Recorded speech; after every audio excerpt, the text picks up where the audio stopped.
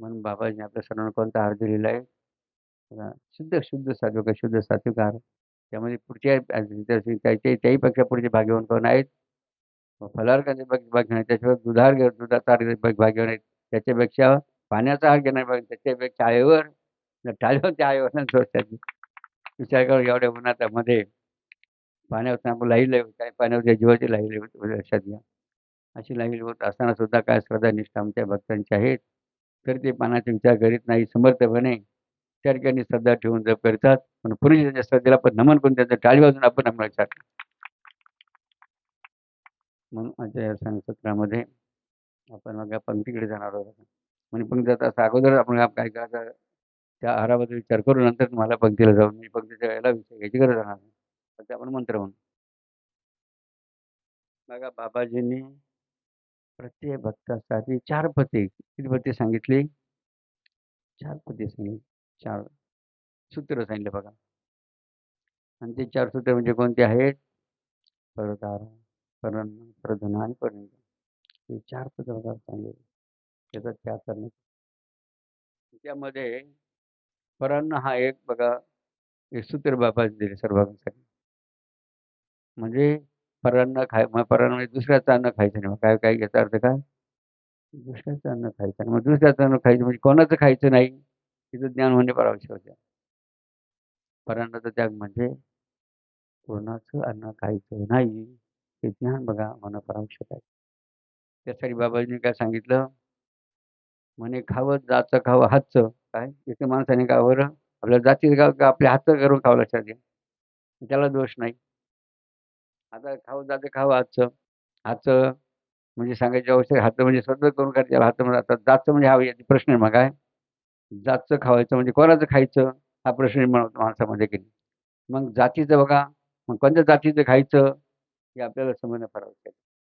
मग बाबाजींनी बघा धर्मशास्त्र भारतीय संस्कृतीप्रमाणे किती जाती सांगितल्या? बोट करून सांगा ना. महिलांनी सर्वांनी.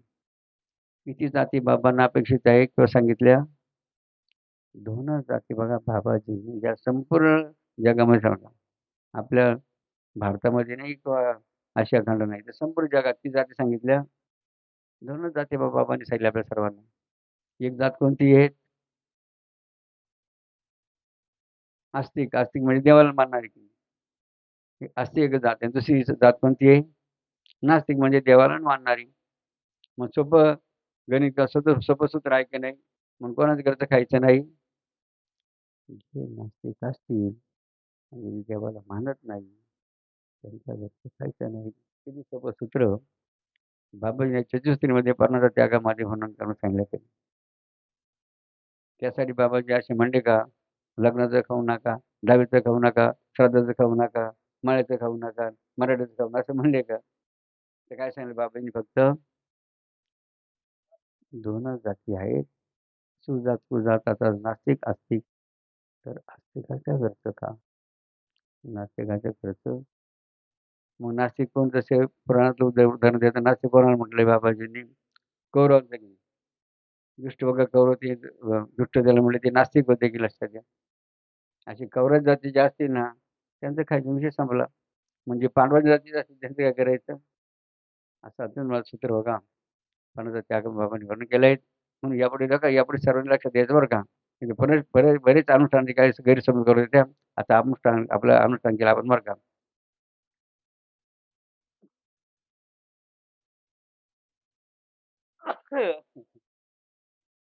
बरेच अनुष्ठान ते काही गैरसमज करून देतात.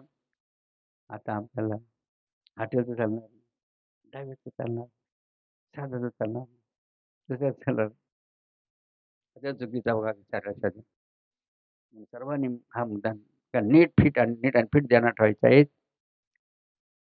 जे नास्तिक असतील त्यांचे खायचे नाही. जे आस्तिक आहे, देवाला मानणार आहे, देवाच्या जातीचे आहे. तर तुकाराम सुद्धा काय म्हणतात? तुका म्हणे ते पाहिजे. मग कोणत्या जातीचे मग? देवाच्या जातीचे ना थोडक्यात. आणि थोडक्यात देवाच्या जातीचे ना. ते तुकाराम म्हणले का? जात्यांचं वर्णन कोण जातीचं वर्णन तुकारामानं केलं का? अशा आधी.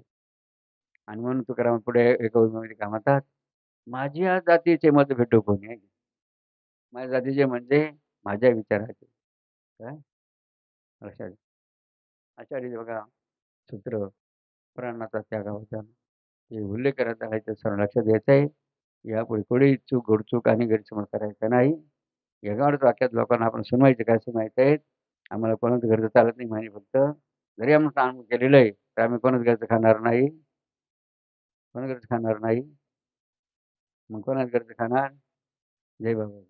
आता सर्वांनी 2 मिनिटं ध्यान करा.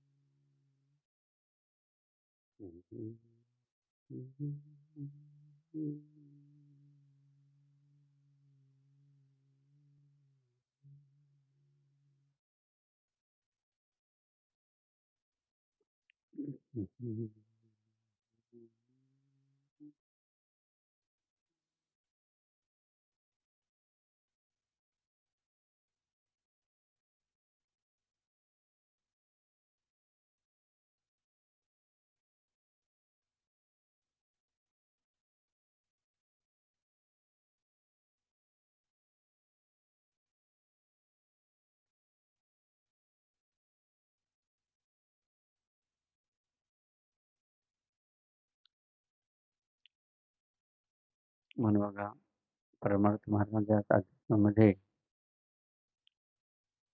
श्रद्धेला बघा श्रद्धेला फार बघा श्रद्धेला म्हणून श्रद्धा ठेवा. बघा काय प्रत्येक श्रद्धा ठेवा. जे उठा आता जे पंक्तीला पटापट